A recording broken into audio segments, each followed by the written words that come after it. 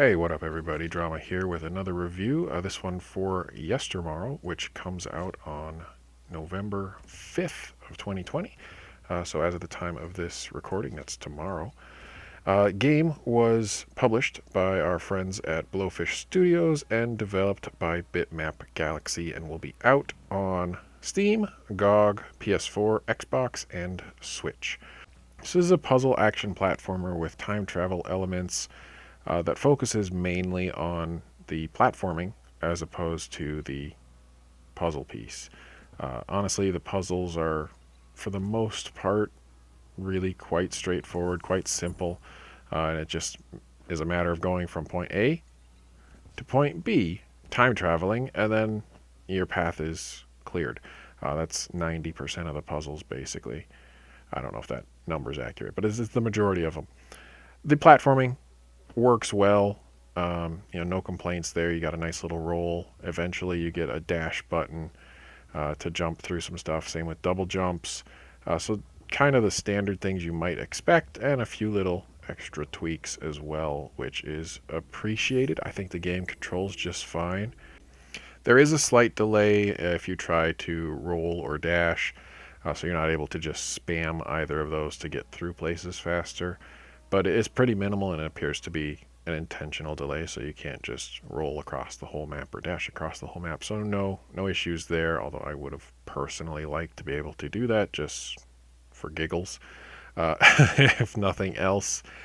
There are a number of bosses in the game. They're all pretty straightforward, not to say you might not die. I think I died a handful of times on this boss, for that matter. But it's just a matter of learning the pattern. The patterns aren't all that difficult. So, pretty straightforward stuff. Standard platformer. Fun, don't get me wrong. Again, was enjoying my time with the game quite thoroughly. Until.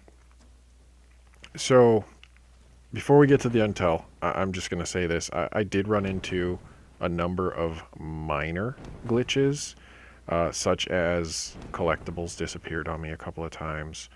I had trophies not pop. In fact, I've had 3 trophies glitch on me so far. Now, those did all glitch on me prior to patch 1.03, and we're now on 1.04.2, I think. So, presumably those have already been taken care of.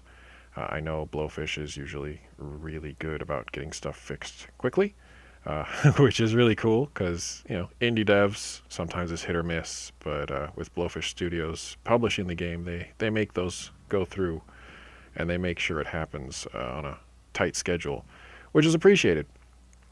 Unfortunately, though, let's get to the unfortunate piece. I ran into a game-breaking glitch. So I had just beaten, I think, the 4th boss, maybe it was the 5th boss, and wasn't sure what to do next. It seemed like I was missing a power, and I might have been. Maybe I just hadn't found the right path. Whatever. So I decided to tool around with my powers and collect some collectibles that I couldn't previously get to. So I went back to the first couple of maps, got almost all of the collectibles that were in those that I didn't have already, and then I got stuck in the Temple of Rhythm, where the map would just not continue back to the next map. And if you go left, the game just wouldn't load the next area. I was just looking at a screen without me in it. And if you go right, there's rocks in the way that are impossible to move. So unfortunately, I ended up not being able to continue past that on my first playthrough. And that is 100% impacting this review. Expect the game to work, and when you run into something that's game-breaking, it's unfortunate. I do expect it to get patched if it hasn't been already. I did check the 1.04.2 patch to see if it fixed it. It did not fix my save file. Doesn't mean it didn't fix the issue. That said, some positives about the game. Again, I think it controls really well. I personally think the story, while nothing to write home about, is enough to get you moving on to the next set piece, the next little dungeon, if you want to call it that. I thought the dungeons were entertaining. I thought they were well designed.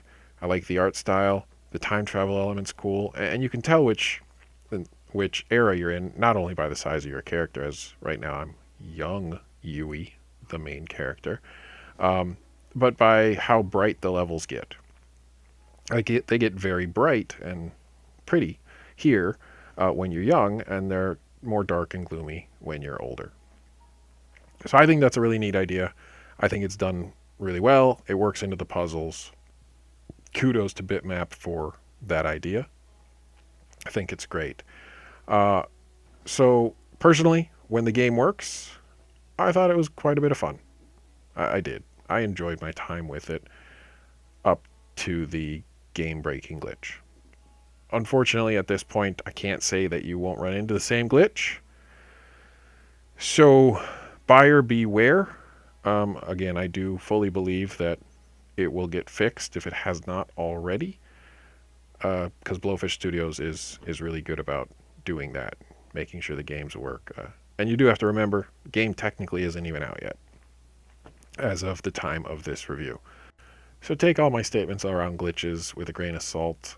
The game may run perfectly starting November 5th, and hopefully it does, because I do think there's something to enjoy here. That said, if you enjoyed my video or just generally my content, like, subscribe, comment. If you didn't, hopefully you'll give me another chance and I can do better next time.